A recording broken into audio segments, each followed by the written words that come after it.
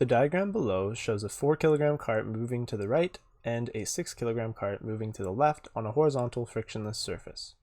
When the two carts collide, they lock together.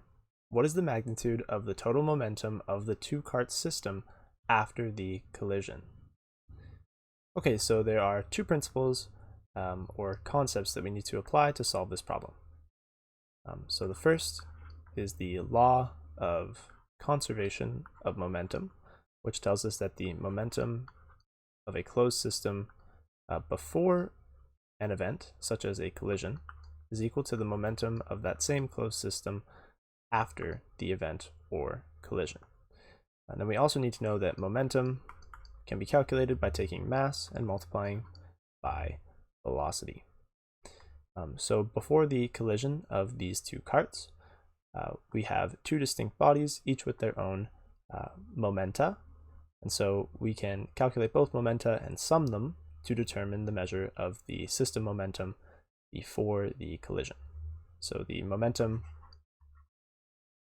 of the system before the collision is going to be the momentum of cart 1 plus the momentum of cart 2.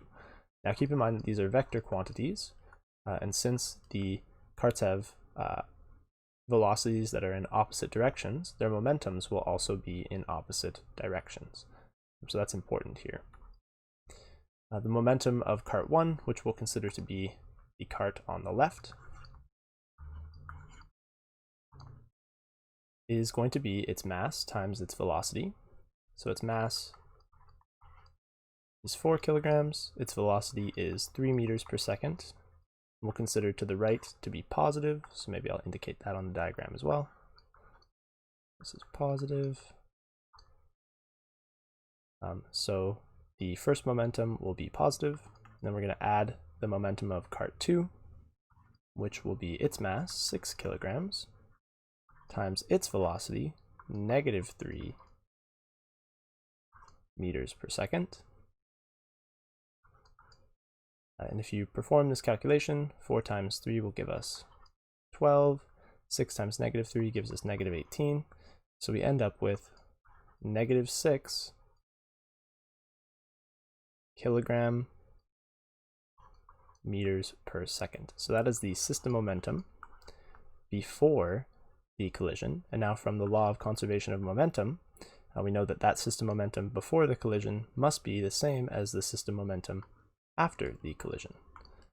So the system momentum after the collision is going to be negative 6 kilogram meters per second. In this case, we're actually only looking for the magnitude of the total momentum of the system. And so we can get rid of that negative, which indicates direction. So we can say the magnitude of the system momentum after the collision is 6 kilogram meters per second. That's the answer to this problem.